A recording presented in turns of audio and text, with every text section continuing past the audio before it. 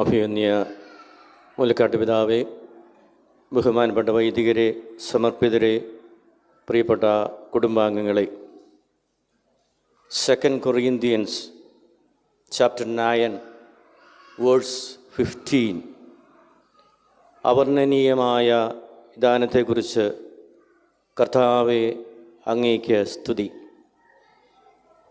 ലിവർപൂളിലെ ജ്ഞാനായക്കാർക്ക് വേണ്ടി ദൈവം കരുതി വച്ചിരുന്ന വലിയ സമ്മാനം നമ്മൾ ഇന്ന് സ്വീകരിച്ചിരിക്കുകയാണ്.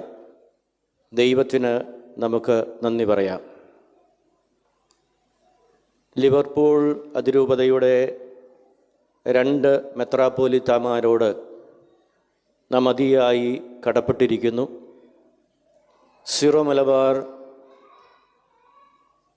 രൂപതയുടെ മെത്രാൻ ശ്രാമ്പിക്കൽ പിതാവ് നമ്മൾ ഈ ഒരു ആഗ്രഹം പ്രകടിപ്പിച്ചപ്പോൾ നമ്മളെ പിന്തുണയ്ക്കുകയും അതിനുള്ള എല്ലാ സഹായ സഹകരണങ്ങളും നൽകിയതും ചെയ്തത് ഈ അവസരത്തിൽ നന്ദിപൂർവ്വം അനുസ്മരിക്കുകയാണ്. നമുക്ക് നന്ദി പറയാം.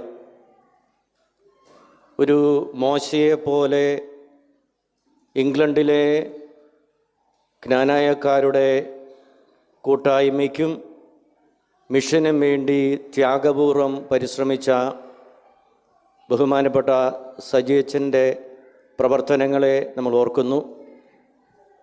അതേ തുടർന്ന് സോളമനെ പോലെ കടന്നു വന്ന സുനിയച്ചൻ ദേവാലയം ലഭിക്കാൻ ജെറൂസലം ദേവാലയം പണി കഴിപ്പിക്കുന്നത് സോളമനായിരുന്നു.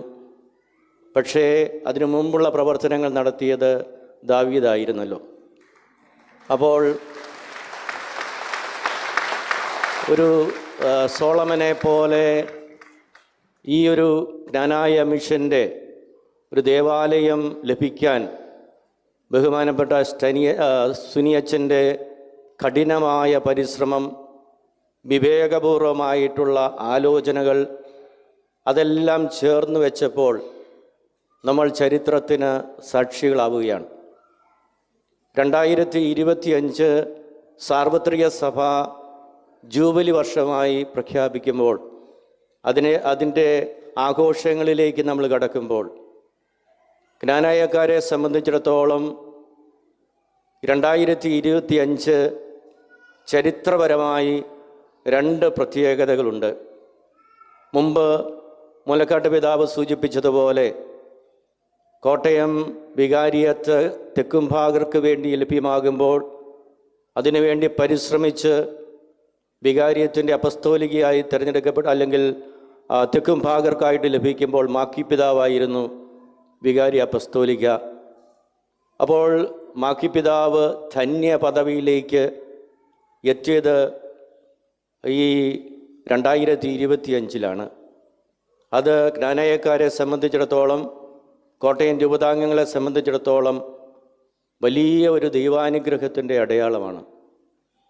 ഇംഗ്ലണ്ടിലെ ജ്ഞാനായക്കാരെ സംബന്ധിച്ചിടത്തോളം ദൈവം നമ്മുടെ കൈകളിലേക്ക് 2025 ഫ്രീ ആയി ഒരു ദേവാലയം തന്നു. ചരിത്രത്തിൽ എന്നും തങ്കലിപികളാൽ ആലേഖനം ചെയ്യപ്പെടേണ്ട ദിവസമാണ് ഇത്. തീർച്ചയായിട്ടും മുന്നോട്ടുള്ള ഇംഗ്ലണ്ടിലെ ജ്ഞാനായക്കാരുടെ സഭാപരമായ വളർച്ചയിലും കൂട്ടായ്മയിലും പൈതൃകങ്ങളിലും വളരാനുള്ള ദൈവത്തിൻ്റെ വലിയ കൃപയാണ്. നമ്മൾ അനേകം പേരുടെ ത്യാഗം, പ്രാർത്ഥന പലതിൻ്റെയും പിറകിലുണ്ട്. സഭാചരിത്രം പഠിക്കുമ്പോൾ സഭാ സഹനങ്ങളിലൂടെ കടന്നുപോയപ്പോഴും പ്രാർത്ഥിച്ചപ്പോഴും അനുഗ്രഹങ്ങളുണ്ടായിട്ടുണ്ട്. അപ്പോൾ ഈ 2 സംഭവങ്ങളെ നമ്മൾ അനുസ്മരിക്കുമ്പോൾ നമ്മുടെ ത്യാഗം, നമ്മുടെ പ്രാർത്ഥന, അതിൻ്റെ ഫലമാണ് സന്തോഷിക്കാനായിട്ട് നമുക്ക് അവസരം ഉണ്ടായിരിക്കുന്നത്. സുഭാഷിതങ്ങളുടെ പുസ്തകം 16-ാം അധ്യായം 1-ാം വാക്യം, മനുഷ്യൻ പദ്ധതികൾ വിഭാവനം ചെയ്യുന്നു, അന്തിമമായ തീരുമാനം കർത്താവിൻ്റേതത്രേ. ദൈവത്തിൻ്റെ സമയത്തും കാലത്തുമാണ് നമുക്കനുകൂലമായ സാഹചര്യങ്ങൾ ലഭ്യമാകുന്നത്. അത് കുടുംബജീവിതത്തിലാണെങ്കിലും പൗരോഹിത്യ ജീവിതത്തിലാണെങ്കിലും സമർപ്പിത ജീവിതത്തിലാണെങ്കിലും മനുഷ്യൻ പദ്ധതികൾ വിഭാവനം ചെയ്യണം. പക്ഷേ അന്തിമമായ തീരുമാനം ദൈവത്തിൻ്റേതാണ്. ആ തീരുമാനങ്ങളിലൂടെ നമ്മൾ മുന്നോട്ട് പോകണം, അത് അംഗീകരിക്കണം. സഭാപ്രസംഗകൻ്റെ പുസ്തകം 3-ാം അധ്യായം. എല്ലാത്തിനും ഒരു സമയമുണ്ട്. ജനിക്കാൻ, മരിക്കാൻ, കരയാൻ, ചിരിക്കാൻ, തുടർന്നുള്ള ഭാഗങ്ങൾ നിങ്ങൾക്കറിയാം. അവിടുന്ന് സമസ്തവും അതതിൻ്റെ കാലത്ത് ഭംഗിയായിരിക്കത്തക്ക വിധം അവൻ സൃഷ്ടിച്ചു. ദൈവത്തിൻ്റെ പ്രവൃത്തികൾ അത്യന്തം ഗ്രഹിക്കാൻ അവന് കഴിഞ്ഞില്ല. നമുക്ക് ചിലപ്പോൾ പിതാവ് മുൻപേ സൂചിപ്പിച്ചതുപോലെ സംശയങ്ങളും തെറ്റിദ്ധാരണകളുമൊക്കെ ഉണ്ടാവാം. പക്ഷെ ദൈവത്തിൻ്റെ പദ്ധതിയിൽ ഈ സമുദായത്തിൻ്റെ വളർച്ച അവിടുത്തെ പദ്ധതിയിലുണ്ട്. അതുകൊണ്ടാണല്ലോ ഇങ്ങനെയൊക്കെ കാര്യങ്ങൾ മുന്നോട്ട് പോകുന്നത്.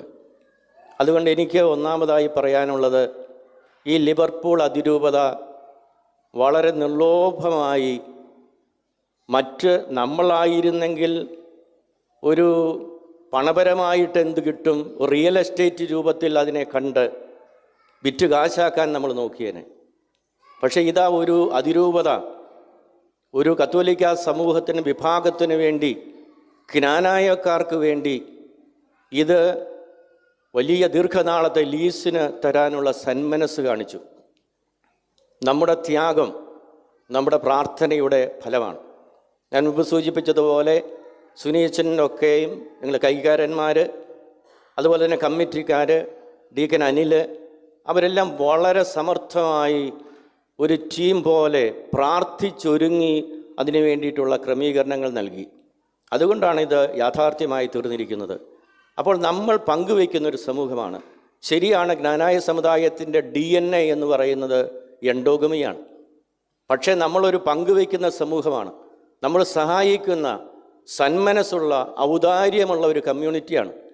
അത് നമ്മുടെ ഒരു DNAയുടെ അതിൻ്റെ ഒരു ലക്ഷണമാണ്, ജ്ഞാനായക്കാരുടെ ലക്ഷണങ്ങളിലൊന്നാണ്.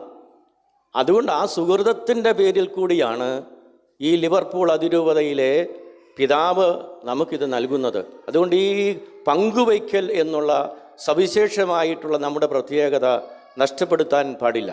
അതെന്നും എക്കാലവും നമ്മളെക്കുറിച്ച് മറ്റുള്ളവർ പറയുന്ന, വിശേഷിപ്പിക്കുന്ന കാര്യമാണല്ലോ. നമ്മുടെ എൻഡോഗമം നിലനിർത്തിക്കൊണ്ട് നമുക്ക് സവിശേഷമായിട്ടുള്ള ആതിഥ്യമര്യാദയും പങ്കുവയ്ക്കലും സ്നേഹവും മാതാപിതാക്കളോടുള്ള ബഹുമാനവും എല്ലാം നിലനിർത്തിക്കൊണ്ട് മുന്നോട്ട് പോകാൻ നമുക്ക് ശ്രമിക്കാം.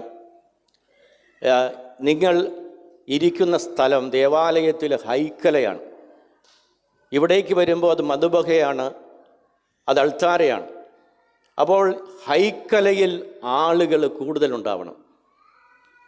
കുട്ടികൾ, യുവതിവാക്കന്മാർ, മാതാപിതാക്കൾ, വല്യപ്പനും വല്യമ്മയും.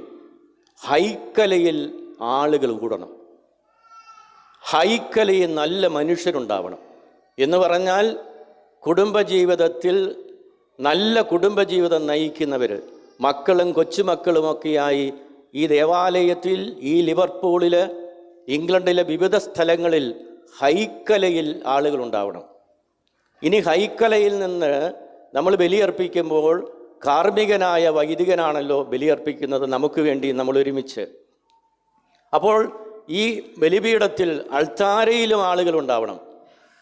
ഹൈക്കലയിൽ കൂടുതൽ ആളുകളുണ്ടാവണം. വിശുദ്ധിയുള്ള കുടുംബജീവിതം നയിക്കുന്ന മാതാപിതാക്കളും മക്കളും യുവജനങ്ങളും കൊച്ചുകുട്ടികളും ഉണ്ടാവണം. അൾത്താരയിൽ ബലിയർപ്പിക്കാനുള്ള വൈദികരുണ്ടാവണം, സമർപ്പിതരുണ്ടാവണം. അതുകൊണ്ട് ഹൈക്കലയിൽ കൂടുതൽ ആളുകളുണ്ടാവട്ടെ.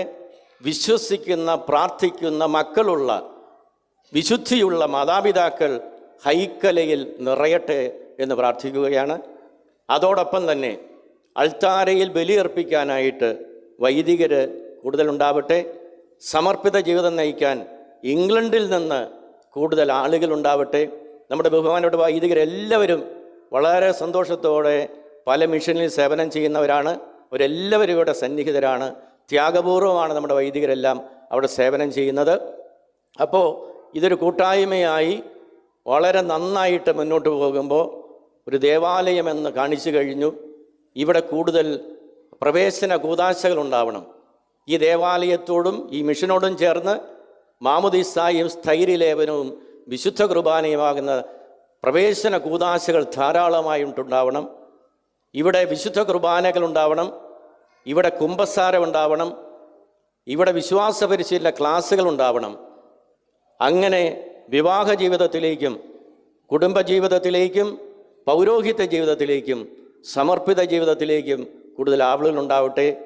നമ്മുടെ സവിശേഷമായ ജ്ഞാനായ സമുദായത്തിൻ്റെ പൈതൃകങ്ങളും പാരമ്പര്യങ്ങളും എല്ലാം നിലനിർത്തിക്കൊണ്ട് സഭാപരമായിട്ടുള്ള ഒരു മുന്നേറ്റം നമുക്ക് കൂട്ടായ്മയോടുകൂടി നയിക്കാം. നിങ്ങൾ വളരെ ത്യാഗപൂർവമായിട്ടാണ് ഈ ഒരു ദേവാലയത്തിൻ്റെ പ്രവർത്തനങ്ങളിൽ UK മിഷൻ്റെ രൂപീകരണത്തിൽ മുന്നോട്ട് കൊണ്ടുപോകുന്നതിൽ ത്യാഗപൂർവമായിട്ട് ചേർന്ന് നിൽക്കുന്നത്. നമ്മൾ എടുക്കുന്ന ത്യാഗത്തിന് ഒരിക്കലും ഒരു നഷ്ടമുണ്ടാവില്ല. അത് ഭാവിയിൽ അനുഗ്രഹമായിട്ട് മാറും എന്നുള്ളത് നമ്മുടെ മാതാപിതാക്കളിലൂടെ നമുക്ക് ലഭിച്ചിട്ടുള്ള പൈതൃകമം നമ്മൾ മനസ്സിലാക്കിയിട്ടുള്ള കാര്യമാണ്. ഇതൊന്നും നഷ്ടമല്ല, ഇത് സ്വർഗത്തെ ലക്ഷ്യമാക്കിയുള്ള യാത്രയിൽ അനിവാര്യമായിട്ടുള്ള കാര്യമാണ്. അതുകൊണ്ട് നിങ്ങളെല്ലാവരെയും ഒരിക്കൽ കൂടി ബഹുമാനപ്പെട്ട സുനീച്ചൻ ഉൾപ്പെടെയുള്ള എല്ലാ വൈദികരെയും അതുപോലെ തന്നെ ഇടവകയിലൂടെ പ്രവർത്തിച്ച കൈക്കാരന്മാരും കമ്മിറ്റിക്കാരും ഡീക്കൻ അനിലും ഉൾപ്പെടെയുള്ള എല്ലാവരെയും അഭിനന്ദിച്ചുകൊണ്ടും ഇവിടെ കടന്ന് വിവിധ മിഷനിൽ നിന്ന് വന്നിരിക്കുന്ന എല്ലാവർക്കും ഇതുപോലെയുള്ള സ്വപ്നങ്ങൾ നമുക്കുണ്ടാവട്ടെ. നിങ്ങൾ സ്വപ്നങ്ങൾ കാണുക. നമുക്ക് ദേവാലയങ്ങൾ ഉണ്ടാകാനുള്ള സ്വപ്നങ്ങൾ നമ്മുടെ മനസ്സിലുണ്ടാവട്ടെ. ആ സ്വപ്നങ്ങൾ എല്ലായിടത്തും പൂർത്തീകരിക്കപ്പെടട്ടെ. എല്ലാ ദൈവാനുഗ്രഹങ്ങളും പ്രാർത്ഥിച്ചുകൊണ്ട് നിങ്ങളെല്ലാവരെയും അഭിനന്ദിച്ചുകൊണ്ട് എൻ്റെ വാക്കുകൾ ഉപസംഹരിക്കുന്നു. നന്ദി, നമസ്കാരം.